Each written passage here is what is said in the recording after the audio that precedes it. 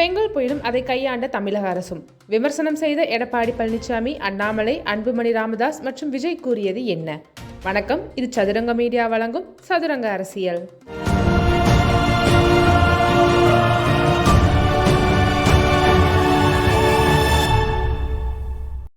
கடந்த வாரம் தமிழ்நாட்டையே புரட்டி போட்ட பெங்கால் புயலானது கரையை கடந்த போதிலும் மிக கனமழையால் புதுச்சேரியுடன் தமிழ்நாட்டைச் சேர்ந்த விழுப்புரம், திருவண்ணாமலை, கடலூர், மரக்கணம் ஆகிய பகுதிகளில் பெரும் வெள்ளம் ஏற்பட்டது. இதை முதல்வர் மு க ஸ்டாலின், துணை முதலமைச்சர் உதயநிதி ஸ்டாலின் மற்றும் அமைச்சர் பெருமக்கள் மற்றும் அதிகாரிகள் அனைவரும் களத்தில் சென்று அனைத்துவித நடவடிக்கையையும் துரிதப்படுத்தினர். இருந்த போதிலும் அரசியல் கட்சிகள் தமிழ்நாடு அரசின் மீதும் திமுக மீதும் சில குற்றச்சாட்டுகளை வைத்துள்ளனர். அதன்படி பார்த்தால், எடப்பாடி பழனிசாமி அவர்கள் விழுப்புரம் மற்றும் கிருஷ்ணகிரி மாவட்டத்தில் வெள்ள நீர் சூழ்ந்த பகுதிக்கு சென்று பார்வையிட்டு மக்களின் நலம் விசாரித்ததுடன் செய்தியாளர்களை சந்தித்து தமிழக அரசை விமர்சனம் செய்தார். அவர் கூறுகையில், தமிழக அரசு எந்தவித முன் எச்சரிக்கைகளையும் எடுக்கவில்லை என்றும் அரசும் அரசு அதிகாரிகளும் மெத்தனத்துடன் செயல்பட்டு வருகிறார்கள்.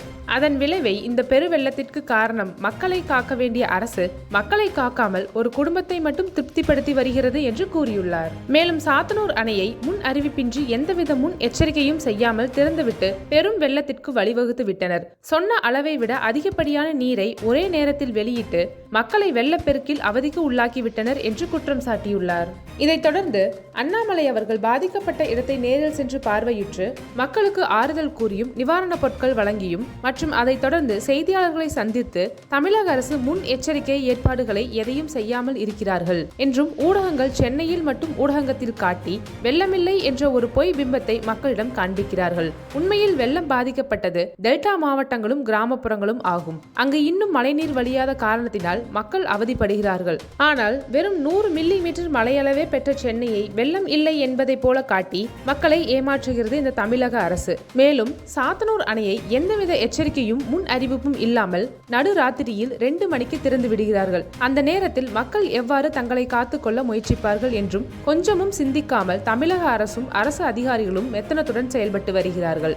மேலும் சாத்தனூர் அணையானது தூர்வாராமல் சுமார் 20 அடிக்கு மேல் மணல் தீட்டுகள் உள்ளன. ஆகையால் மொத்த கொள்ளளவு 100 அடிக்கும் கீழ் போனது. முறையற்ற அரசும் அரசாங்க அதிகாரிகளும் இந்த வெள்ளப்பெருக்குக்கு காரணம் என்று குற்றம் சாட்டியுள்ளார். அன்புமணி ராமதாஸ் அவர்கள் தமிழக அரசை இதே போல விமர்சித்தும் சாத்தனூர் அணையை முறையாக பராமரிக்காமல் மற்றும் முன் அறிவிப்பின்றி நடு இரவில் அணையில் இருந்து தண்ணீரை திறந்து விட்டதுதான் பெரும் வெள்ளத்திற்கு காரணமாகியது. இதற்கு தமிழக அரசு தக்க பதில் அளிக்க வேண்டும் என்று குறிப்பிட்டுள்ளார். தமிழக வெற்றி கழக தலைவரான விஜய் அவர்கள் பாதிக்கப்பட்ட இடத்திற்கு நேரில் சென்று மக்களை சந்தித்து அவர்களுக்கு நிவாரணப் பொருட்களை வழங்கினர். அத்துடன் துயரத்தில் ஈடுபட்டிருக்கும் நமது மக்களை பாதுகாத்து காக்க வேண்டும் என்று தமிழக வெற்றி கழக உறுப்பினர்களிடம் கேட்டுக்கொண்டார். அதனுடன் ஒரு செய்தியையும் வெளியிட்டுள்ளார்.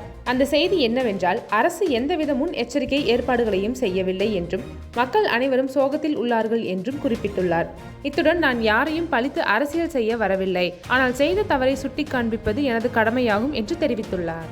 இதில் ஒரு பகுதியாக நேற்று சென்னை உயர்நீதிமன்றம் ஒரு அறிக்கையை வெளியிட்டுள்ளது.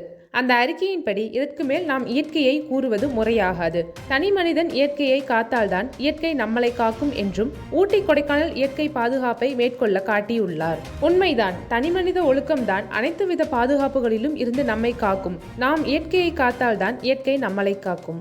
நன்றி. இது சதுரங்க மீடியா வழங்கிய சதுரங்க அரசியல்.